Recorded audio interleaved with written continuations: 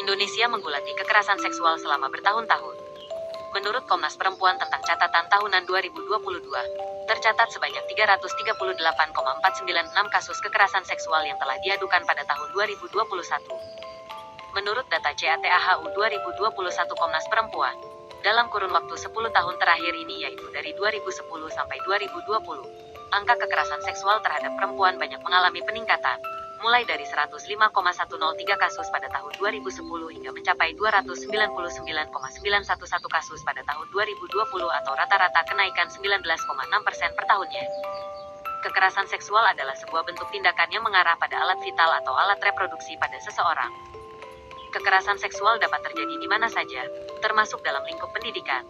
Perguruan tinggi menempati urutan pertama dalam hal kekerasan seksual terbanyak antara tahun 2015 sampai 2021. Sebagai kota pelajar di Indonesia, Yogyakarta memiliki track record yang mengkhawatirkan terkait kekerasan seksual. Angka kekerasan seksual yang diterima LBH Yogyakarta sejak Maret tahun 2020 hingga April tahun 2021 juga menerima aduan kekerasan seksual sebanyak 350 kasus yang terjadi di DIY. Kekerasan seksual dapat terjadi karena adanya variabel penting, seperti kekuasaan, konstruksi sosial, dan target kekuasaan. Jika tiga variabel tersebut disatukan, maka dapat menimbulkan suatu intensi terjadinya kasus kekerasan seksual. Kekerasan seksual itu sendiri terjadi di dalam masyarakat, bisa di alat transportasi umum, sekolah, tempat kerja, dan lain-lain.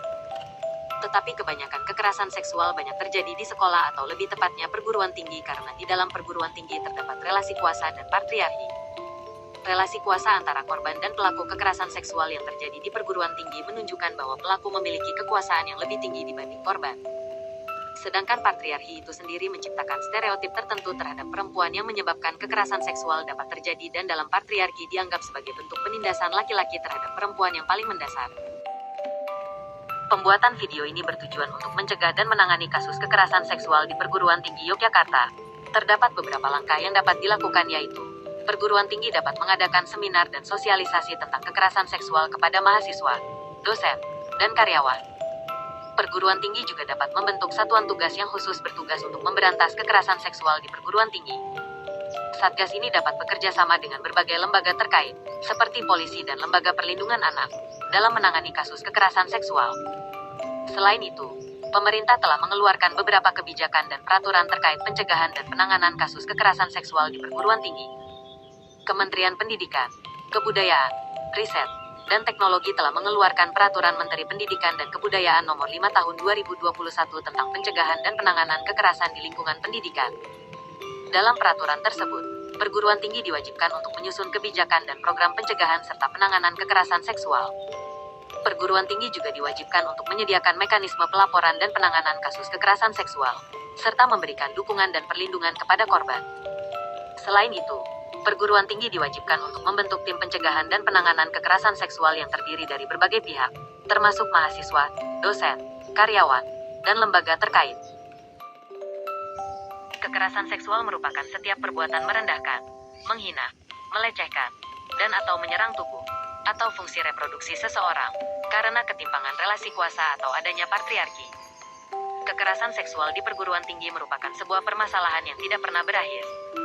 Beberapa penyebabnya adalah adanya relasi kuasa, kurang dukungan atau kepemihakan pada korban, dan juga payung hukum di kampus yang belum komprehensif.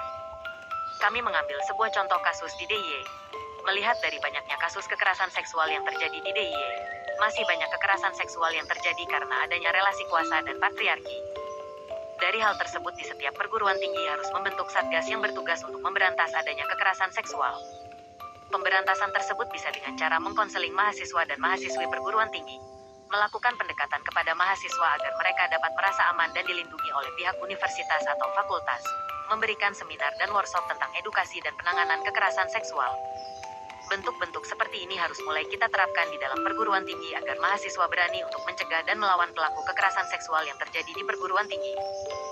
Selain itu, Kementerian Pendidikan, Kebudayaan, Riset, dan Teknologi telah mengeluarkan Peraturan Menteri Nomor 30 Tahun 2021 tentang pencegahan dan penanganan kekerasan seksual di lingkungan perguruan tinggi dan UU Nomor 12 Tahun 2022 tentang tindakan pidana kekerasan seksual. Jadi dengan adanya hal tersebut memperkuat kita untuk memberanikan diri agar bisa memberantas kekerasan seksual. Kesimpulannya, Teori feminisme radikal merupakan landasan penting dalam mencegah dan menangani kekerasan seksual di perguruan tinggi Yogyakarta. Oleh karena itu, solusi dalam mencegah dan menangani kekerasan seksual di perguruan tinggi di Yogyakarta harus melibatkan upaya untuk merubah sistem sosial dan politik yang menguntungkan pria dan merugikan perempuan. Selain itu, perguruan tinggi juga harus mengimplementasikan kebijakan dan program yang konsisten dengan prinsip-prinsip feminisme radikal, seperti menjaga lingkungan yang aman dan inklusif bagi semua pihak, memberikan akses terhadap pendidikan dan peluang yang sama bagi perempuan dan laki-laki, serta memastikan adanya mekanisme yang efektif dalam penanganan kasus kekerasan seksual.